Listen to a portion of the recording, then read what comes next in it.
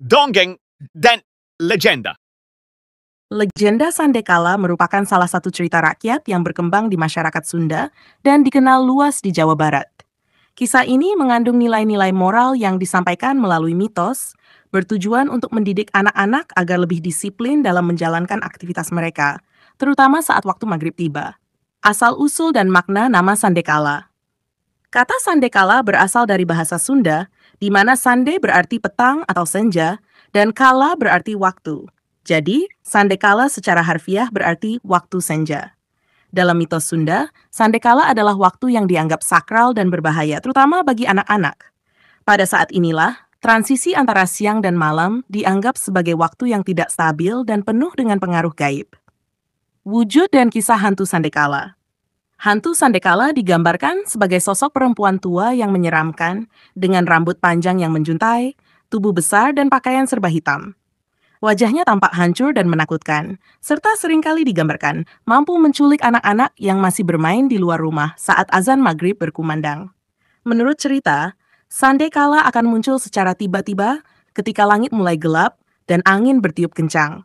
Sosok ini dipercaya akan membawa anak-anak ke tempat-tempat terpencil seperti pohon besar di kuburan, dan mereka dikabarkan tidak bisa kembali ke rumah.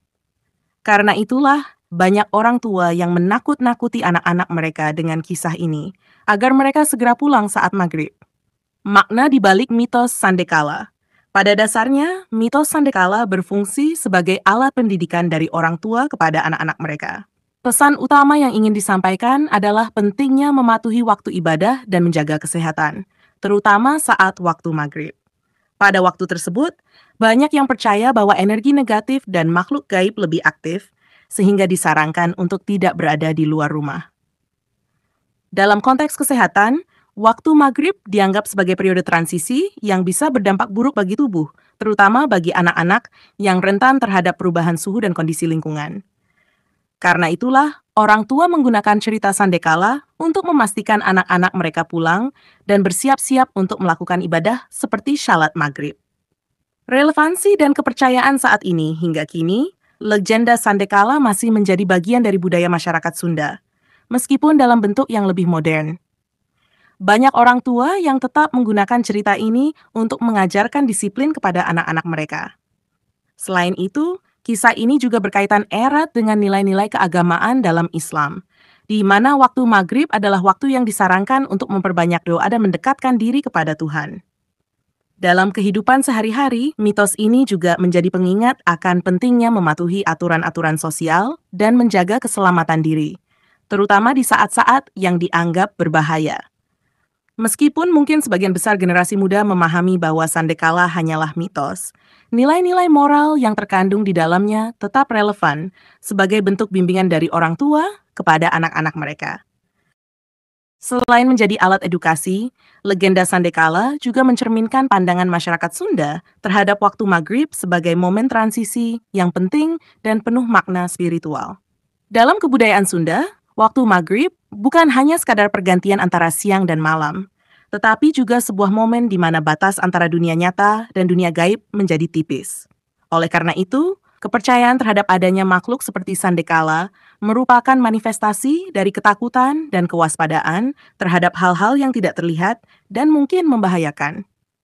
Sandekala dalam budaya populer.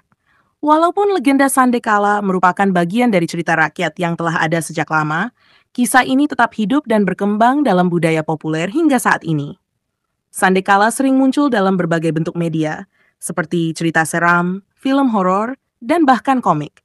Hal ini menunjukkan bahwa meskipun era telah berubah, kisah-kisah semacam ini tetap memiliki daya tarik tersendiri, terutama dalam konteks budaya dan hiburan. Sebagai contoh, banyak film horor lokal yang mengangkat tema Sandekala atau makhluk-makhluk gaib lainnya yang muncul saat waktu maghrib. Cerita-cerita ini tidak hanya menakut-nakuti, tetapi juga mengingatkan penonton akan pentingnya mematuhi norma-norma sosial dan ajaran agama, terutama dalam menjaga keselamatan diri dan keluarga. Nilai-nilai moral dan pelajaran dari legenda Sandekala. Dari cerita Sandekala, ada beberapa nilai moral dan pelajaran yang bisa diambil. Di antaranya, sab kedisiplinan waktu. Legenda ini mengajarkan anak-anak untuk mematuhi waktu, terutama dalam hal ibadah.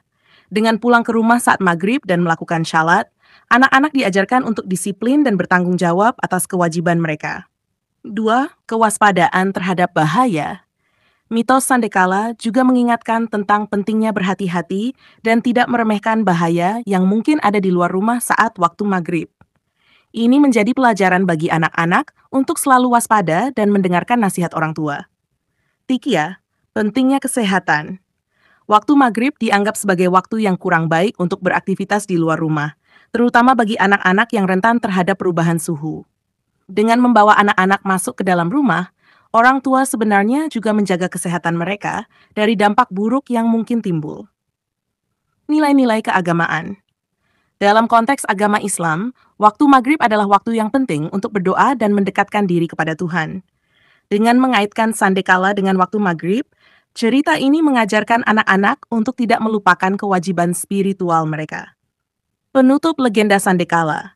Meskipun hanya sebuah mitos, tetap memiliki peran penting dalam kebudayaan Sunda. Melalui cerita ini, orang tua dapat mengajarkan berbagai nilai moral dan etika kepada anak-anak mereka dengan cara yang menarik dan mudah dipahami.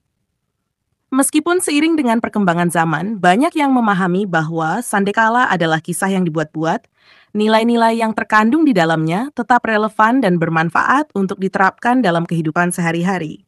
Dengan begitu, Sandekala tidak hanya menjadi simbol dari rasa takut terhadap hal-hal gaib, tetapi juga sebagai pengingat akan pentingnya disiplin, kewaspadaan, dan kedekatan dengan Tuhan dalam menjalani kehidupan. Mitos ini menjadi bagian dari warisan budaya yang terus hidup, menghubungkan generasi yang satu dengan yang lain melalui cerita yang mengandung kebijaksanaan dan pelajaran hidup.